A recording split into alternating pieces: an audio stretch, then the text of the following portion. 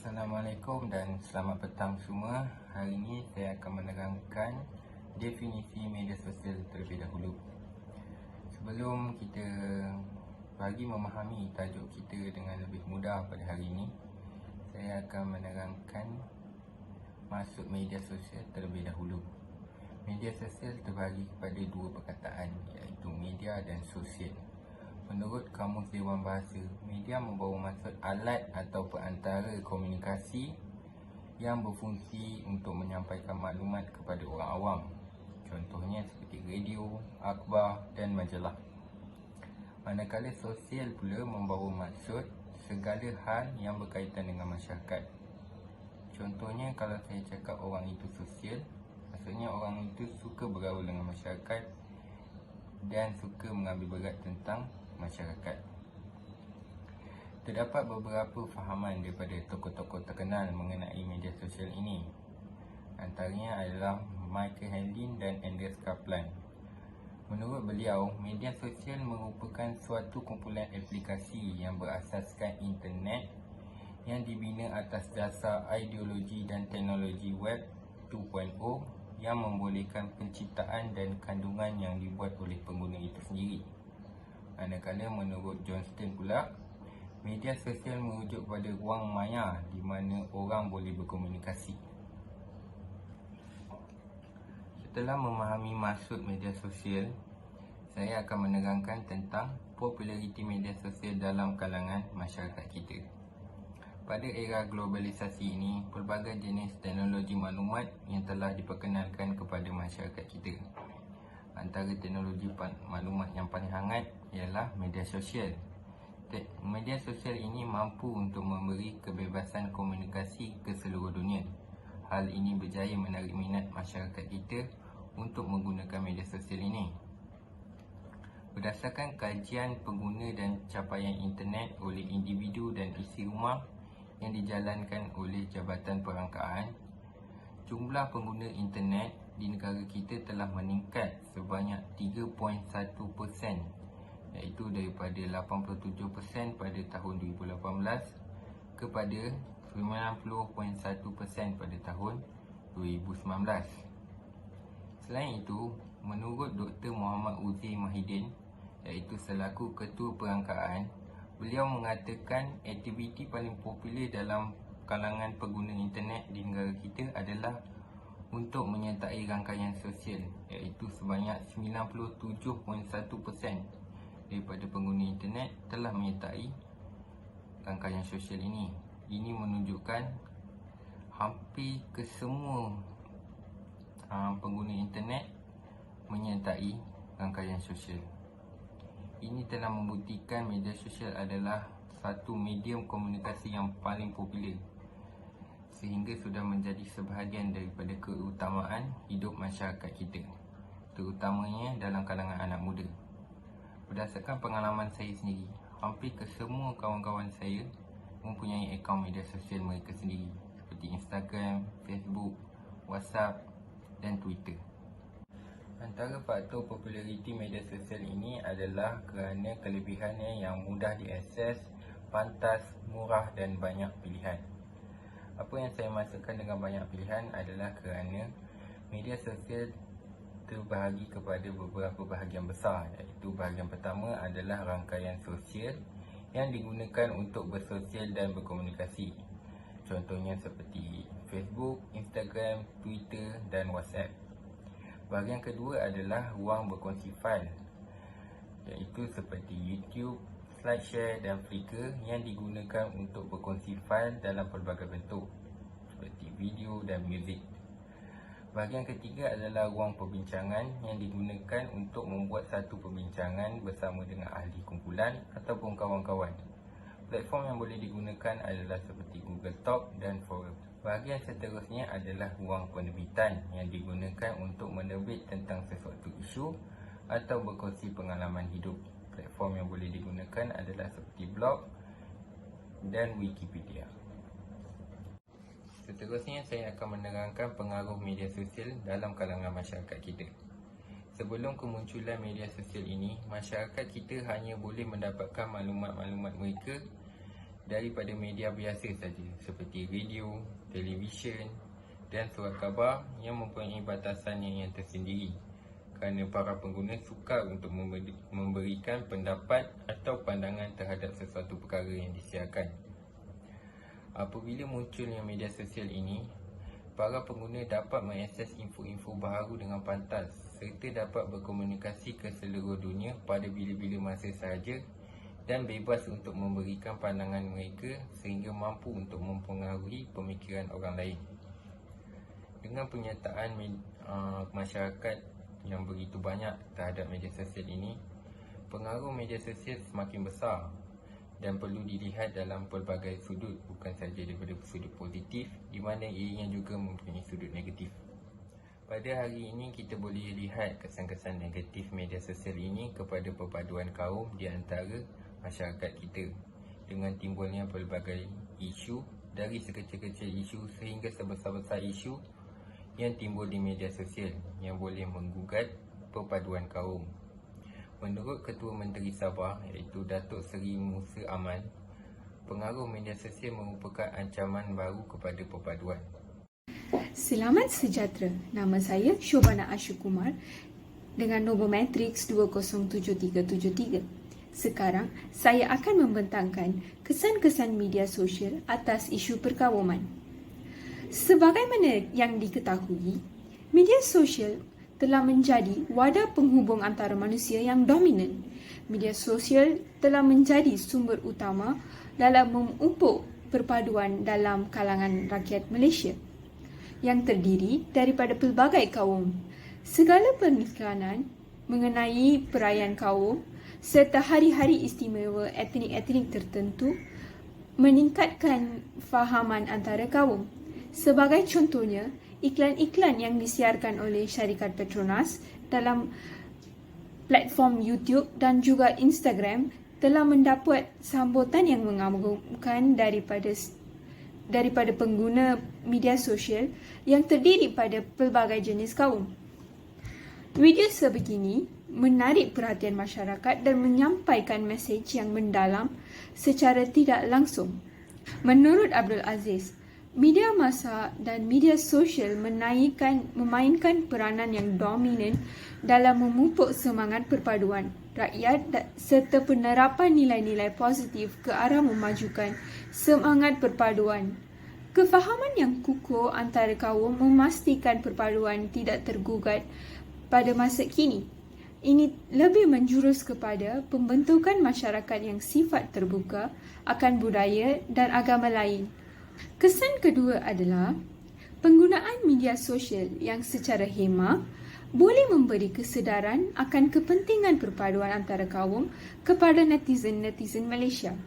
Adat resam, tradisi kaum dan juga adat agama dapat lebih difahami melalui penggunaan media sosial. Hal ini kerana pengguna sering memuat naikkan status harian mereka, khasnya pada hari-hari istimewa. Kumpulan rakan yang terdiri daripada berlainan kaum dan juga agama akan memahami tradisi kaum yang berlainan. Ini melahirkan masyarakat yang terbuka dan bukannya berfikiran sempit. Konsep fikiran yang tidak luas sering membawa kepada perselisihan antara kaum. Ini memastikan semua bersatu teguh dan bertoleransi serta bekerjasama antara kaum yang berbeza dapat dijadikan teladan kepada negara-negara yang lain di arena dunia. Seterusnya, masyarakat yang terdiri daripada pelbagai kaum dapat bertukar idea dan pendapat yang mendorong ke arah kemajuan negara melalui sosial media. Seperti yang boleh kita lihat, Parti Muda yang diasaskan oleh YB Syed Saddiq merupakan platform bagi remaja dan belia berlainan kaum untuk menyuarakan pendapat mereka serta berkongsi idea-idea dalam memajukan negara. Isu ini memanfaatkan dalam memupuk perpaduan serta membangunkan negara sekaligus. Terdapat pelbagai jenis persatuan online yang aktif dalam media sosial yang berkolaborasi dengan belia tanpa mempertimbangkan perbezaan agama, kaum dan juga etnik. Ini memastikan hubungan antara kaum sentiasa dipelihara.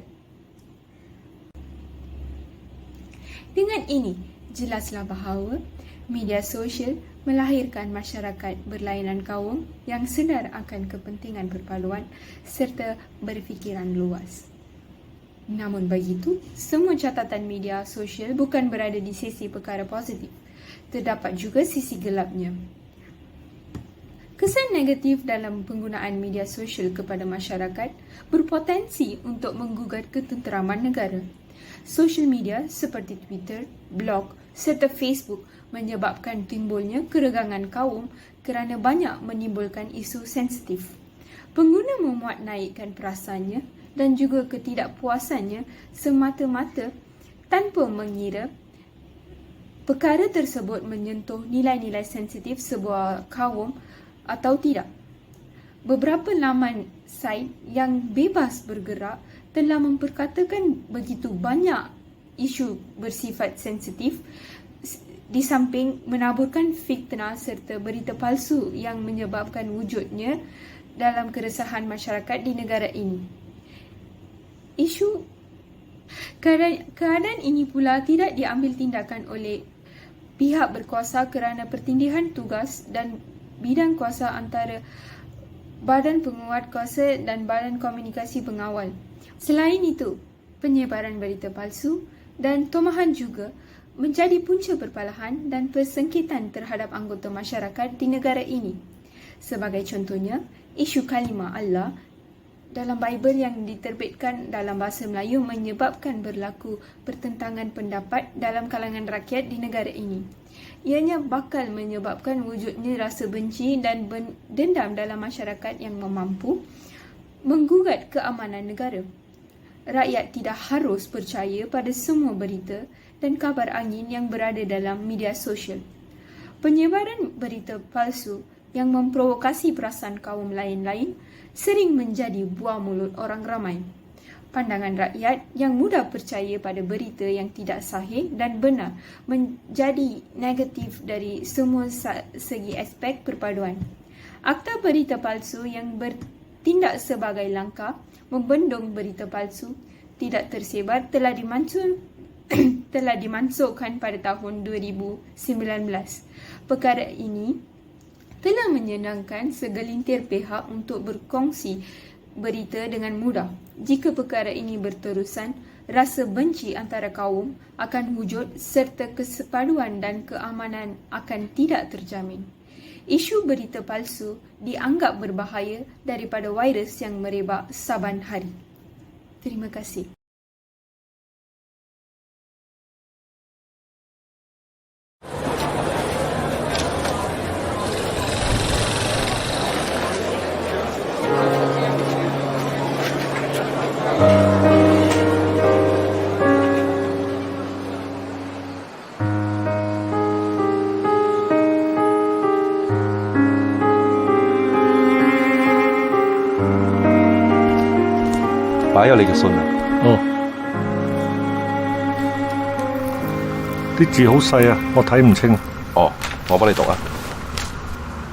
Dear Chuan and Aru, this is Ismail.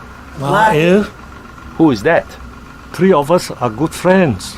After we finished school, he left for KL. Since then, we never heard from him again. Okay, carry on. If you are reading this letter, I would love to assume that both of you are still alive. Still like the joke? My youngest granddaughter asked what things would be like during Merdeka. And needless to say, it brought back memories of our little adventure.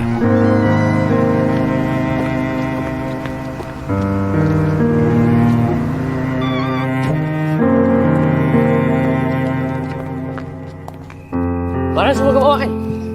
Bawa? Bapak kau bawa? Bawa? Finally, You've got the tickets? yeah, let's go. What took you so long?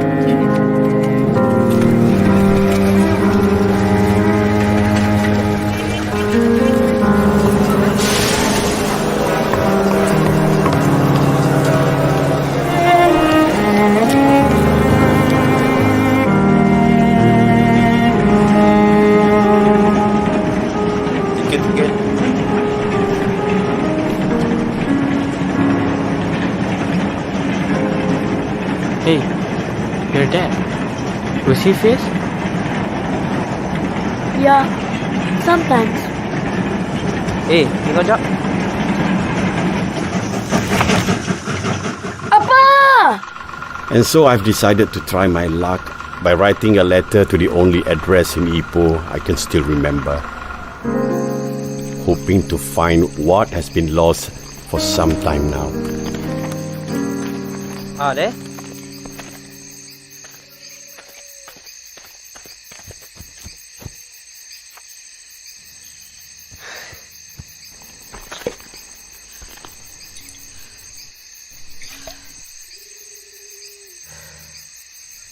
I'm so sorry, guys.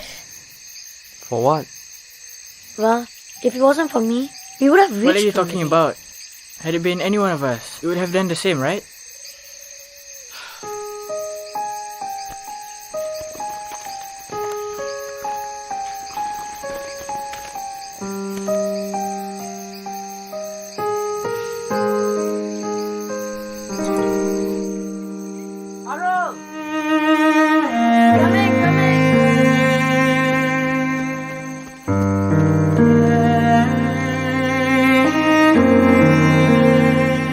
I sincerely hope that the both of you have had beautiful journeys in life.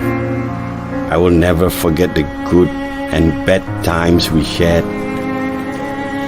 I apologize for not writing a little sooner. But deep in my heart, I know it is not too late.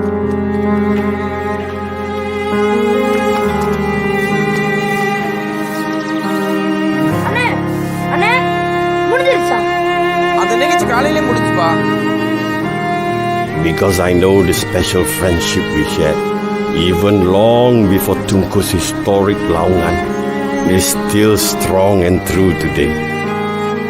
Yours sincerely, Ismail. After so long, that's all he wrote? Wait, are you calling? Yes, he left his number. Assalamualaikum. Hello, are you Ismail's granddaughter? Oh ya, tunggu kejap Atuk.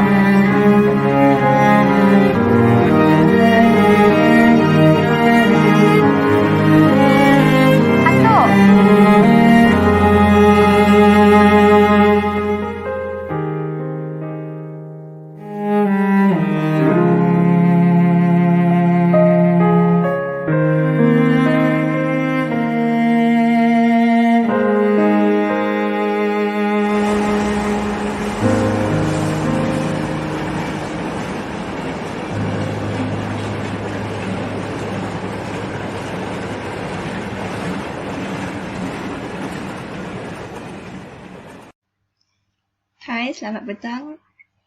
Nama saya Nurani Binti Mansur bernombor matriks 209048. Saya akan memberikan beberapa contoh peristiwa penyalahgunaan media sosial sehingga menyebabkan berlakunya isu perkauman. Okey, tengok contoh yang pertama. Contoh pertama bertajuk Polis Buru 5 Individu Hina Agama dan Perkauman. Saya ambil tajuk ni daripada Akhbar M-Star yang menyiarkannya pada 8 Ogos 2014. Dalam kisah ni ada 5 individu yang terlibat dalam kes sensitiviti perkauman dan penghinaan agama. Mereka telah menyalahgunakan media sosial untuk menyatakan apa yang mereka ingin katakan.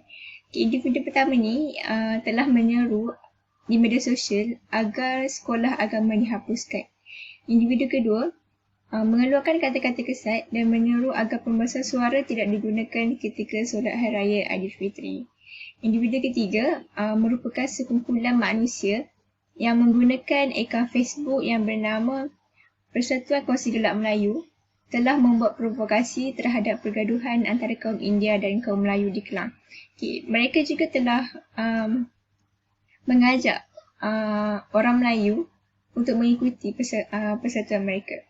Dan individu yang kelima dipercayai seorang yang beragama Hindu pada mulanya dan telah memasuki Islam. Kemudian dia menghina agama Hindu dan agama-agama lain kecuali agama Islam. Contoh kedua, daripada berita harian yang bertajuk 4 individu ditahan hina agama dan ganggu keharmonian. Okey, semuanya ada 4 individu di mana 2 daripadanya berbangsa Melayu dan lagi 2 berbangsa India. Mereka masing-masing telah mengeluarkan kenyataan menghina agama dan Nabi Muhammad dengan memuat naik video yang mengaibkan. Dan akhirnya mereka kesemua alat telekomunikasi milik mereka telah dirampas oleh pihak PDRM dengan kerjasama SKMM. Okay, contoh ketiga pula daripada Esrawani yang bertajuk COVID-19 beri ulasan berbau fitnah, rakyat Malaysia ajar ahli politik Taiwan. Okay, cerita dia macam ni. Ada ahli politik Taiwan ni, dia mengeluarkan kenyataan berbau fitnah mengenai Malaysia. Iaitu beliau menyatakan keadaan COVID-19 di Malaysia dan cara Malaysia menangani wabak ini. Dan beliau juga telah menghina pasukan penguatkuasa, pasukan Barisan Hadapan Negara dan juga masyarakat Malaysia yang beragama Islam. Beliau juga telah mengaitkan isu COVID-19 dengan agama Islam, iaitu mempersoalkan kaedah Malaysia mengebumikan jenazah mangsa COVID-19 yang beragama Islam dan tidak dibakar. Seperti yang kita tahu,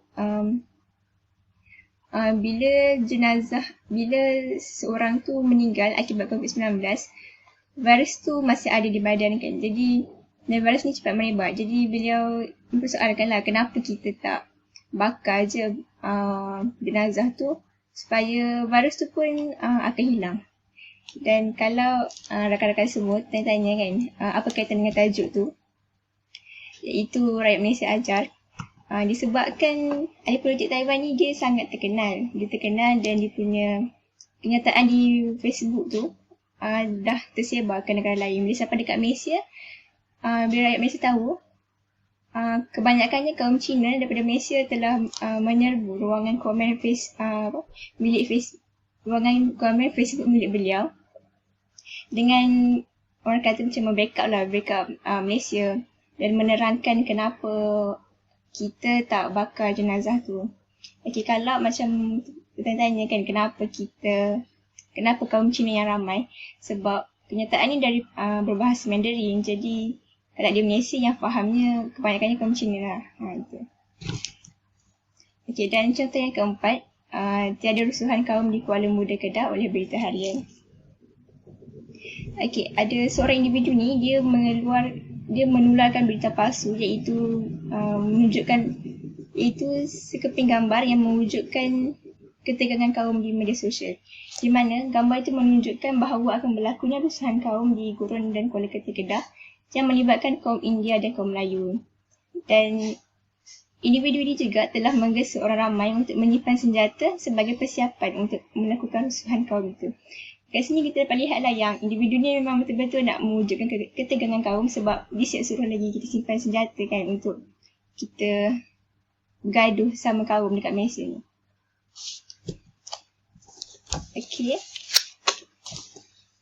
Okey, kesimpulannya, kita semua tahu, kita sedar yang kita semua ni ada platform, kita masing-masing ada gadget, ada media sosial, ada akaun, macam-macam kan, akaun Facebook lah, Instagram lah kan.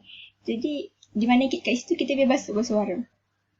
Jadi walaupun kita bebas untuk bersuara, tapi kita kena sedarlah, kita kena ada limit. Di mana limit tu kita kena jaga supaya apa yang kita cakap, apa yang kita komen, apa yang kita buat tu tak mendatangkan kemudaratan kepada diri sendiri, masyarakat dan negara. Tiada kompromi terhadap mana-mana pihak tidak bertanggungjawab yang sengaja menimbulkan atau menyebar isu perkauman dan keagamaan melalui media sosial. Demikian amaran Menteri Dalam Negeri Tan Sri Muhyiddin Yassin. Beliau berkata perbuatan seumpama itu bukan sahaja akan memecah belahkan perpaduan kaum, malah boleh memberi ancaman besar terhadap keselamatan negara. Ialah betapa pentingnya kita menerima hakikat bahawa Malaysia adalah negara yang pelbagai. Unity in diversity. Walaupun pelbagai, baik agama, kaum, budaya, bahasa, kita adalah satu rakyat, iaitu rakyat Malaysia yang kita cintai. Beliau yang juga ahli Parlimen Pagoh berucap pada penutupan Himpunan Hari Kebangsaan dan Hari Malaysia peringkat Parlimen Pagoh di dataran Bukit Pasir, Muar, Johor. Assalamualaikum dan selamat sejahtera. Nama saya Nafisatul Quratayun binti Azman dengan nombor metrik 205795. Baiklah, pada hari ini saya akan menerangkan mengenai langkah-langkah mengatasi penyalahgunaan media sosial dalam mencetuskan isu perkauman. Yang pertama, pihak kerajaan adalah giat dalam menganjurkan program-program yang bermanfaat serta mampu menyemarakkan semangat muhibah dalam kalangan masyarakat yang terdiri daripada pelbagai kaum. Contoh-contoh program yang boleh dijalankan adalah seperti sambutan Hari Perayaan, sambutan Hari Kebangsaan, sambutan Hari Malaysia dan juga aktiviti kemasyarakatan seperti bergotong royong. Melalui pelaksanaan program-program sedemikian, nilai keakraban di dalam masyarakat yang pelbagai kaum dapat diwujudkan dan mampu membendung sikap diskriminasi antara kaum. Pelbagai lapisan masyarakat yang hadir dapat berkomunikasi serta memahami budaya, adab atau tradisi sesuatu kaum. Apabila kita sudah mengenali serta akrab dengan masyarakat pelbagai kaum, sudah tentu mudah untuk mencintai kepelbagaian tersebut. Bertitik tolak daripada itu, perpaduan antara kaum secara tidak langsung dapat diperkukuhkan agar keharmonian negara dapat dikekalkan. Dalam konteks ini, kita dapat melihat bahawa kata kunci bagi mengelakkan isu perkauman adalah perpaduan itu sendiri. Sekiranya perpaduan yang kukuh dapat disemaikan dalam kalangan semua lapisan masyarakat, tidak kira bangsa, agama ataupun kepercayaan, semestinya isu perkauman yang dicetuskan lebih-lebih lagi melalui media sosial dapat dielakkan. Selain itu, ibu bapa juga memainkan peranan penting dalam menjadi contoh teladan kepada anak-anak. Ibu bapa seharusnya memupuk semangat hidup bermasyarakat tanpa mengira warna kulit, budaya, kepercayaan dan agama. Hal ini demikian kerana mereka perlu mendidik anak-anak agar mengamalkan semangat kejiranan sejak kecil lagi. Kerana jika hendak melentur buluh, biarlah daripada rebungnya. Misalnya, semasa meraihkan perayaan kaum dan agama, ibu bapa sewajarnya mengamalkan sikap bertukar juadah makanan dan ziarah-menziarahi dalam kalangan penduduk setempat. Hal ini akan menjadi ikutan kepada anak-anak yang merupakan pewaris pada masa akan datang. Ibu bapa juga perlu mendorong anak-anak untuk bergaul sesama masyarakat yang terdiri daripada pelbagai bangsa.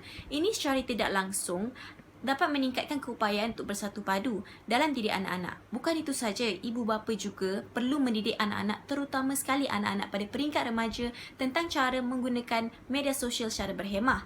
Sudah tentu bagi mencegah anak-anak daripada melakukan sebarang tindakan yang boleh mencetuskan provokasi kaum di media sosial. Pandangkan mencegah lebih baik daripada merawat. Semangat perpaduan sememangnya wajar dipupuk sejak anak-anak kecil lagi, supaya apabila mereka dewasa kelak, mereka sudah sebati dengan amalan yang dapat mengeratkan silaturahim antara masyarakat berbilang kaum.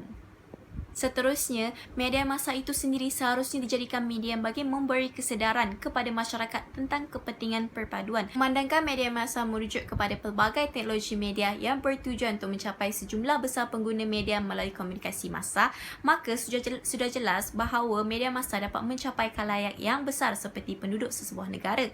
Oleh itu, media massa adalah giat dalam mempamerkan iklan atau mesej positif yang berkonsepkan perpaduan.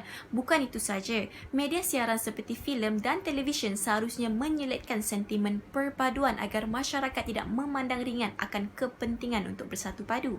Tambahan pula, media massa juga berperanan dalam mengingatkan orang ramai supaya mengamalkan konsep kawalan kendiri bagi mengelak penyalahgunaan media sosial sekaligus mengatasi penyebaran berita palsu di negara ini. Seperti yang kita ketahui, sejak akhir-akhir ini, isu perkauman di media sosial semakin berleluasa. Terdapat juga individu yang mengambil kesempatan terhadap kemajuan teknologi masa kini untuk menghamburkan kata-kata yang kurang menyenangkan terhadap kaum dan agama lain. Maka pihak media massa juga hendaklah menekankan bahawa perbuatannya tidak wajar seperti penyebaran berita palsu ataupun tomahan negatif terhadap kaum lain akan dikenakan tindakan oleh pihak berkuasa seperti Suruhanjaya Komunikasi dan Multimedia dan akan disiasat oleh Polis Diraja Malaysia. Terusnya, setiap insan yang bergelar warga negara Malaysia seharusnya memahami, menghayati dan menjiwai kelima-lima prinsip rukun negara. Rukun negara menjadi tonggak perpaduan kaum dengan tujuan agar setiap rakyat negara ini menyedari, menerima dan memahami hakikat bahawa kepelbagaian kaum, agama serta budaya yang terdapat di negara ini adalah satu rahmat yang perlu dimanfaat bersama. 5 prinsip ini sekiranya diteliti dan dihayati dengan sepenuhnya oleh seluruh rakyat Malaysia tanpa mengira kaum, sudah tentu akan menghasilkan masyarakat yang bersatu padu serta mengetepikan perbezaan demi kehidupan harmoni. Malah, rukun negara juga mampu membentuk generasi yang mempunyai nilai murni. Oleh itu, setiap lapisan masyarakat perlu memainkan peranan masing-masing dengan mengamalkan kesemua rukun negara dan mencipta kebersamaan atau titik pertemuan agar segala perbezaan tersebut tidak menjadi isu untuk dicetuskan di media sosial. Bersatu kita teguh, bercerai kita roboh. Sekian, itu sahaja daripada saya. Terima kasih. Assalamualaikum dan selamat petang semua. Jika tadi rakan-rakan saya telah menerangkan tentang isu semasa, kesan dan langkah mengatasi penyalahgunaan media sosial, jadi di sini saya ingin menyimpulkan bahawa media sosial mempunyai kesan positif dan negatif. Penggunaan media sosial melalui internet banyak memberi kesan terhadap corak kehidupan semua lapisan masyarakat di Malaysia. Media sosial merupakan salah satu alat untuk berkongsi dan berhubung dengan sesiapa sahaja di seluruh dunia melalui alam maya. Dan sehinggakan pada masa ini, sesiapa yang tidak memiliki akaun laman media sosial dianggap ketinggalan zaman. Perkara ini telah banyak mempengaruhi masyarakat sekeliling. Pengguna media sosial, terutamanya remaja, hendaklah bijak menilai penggunaan laman sosial ini supaya mereka tidak menggunakannya dengan cara yang tidak baik. Bagaimanapun, ia bergantung kepada bagaimana pengguna memanfaatkan kemudahan yang diberikan. Oleh itu, masyarakat, terutamanya ibu bapa, perlu memainkan peranan yang penting dalam mendidik anak-anak untuk tidak membeza-bezakan antara kaum, kerana pendidikan yang pertama dan utama adalah bermula dari rumah dan seterusnya dapat mengelakkan kesan buruk akibat penggunaan media sosial kerana kata pepatah, mencegah adalah lebih baik daripada mengubati. Selain itu, masyarakat juga perlu mempunyai disiplin dan ketahanan diri dalam mengubah corak hidup dengan menggunakan laman sosial ini untuk kegunaan yang baik, di samping melakukan aktiviti-aktiviti yang lebih bermanfaat bagi meningkatkan kecekapan minda masyarakat. Di samping itu, masyarakat juga perlu memastikan penggunaan teknologi ini dapat diseimbangkan tanpa berlaku pengeksploitasi dalam kehidupan masyarakat sehingga menyebabkan tercetusnya isu perkauman. Dalam usaha kita mengikuti arus pemodenan zaman, janganlah kita leka dan alpa tentang isu perkauman yang boleh dibangkitkan tanpa kita sedar melalui media sosial. Dan sekian daripada kami. Terima kasih.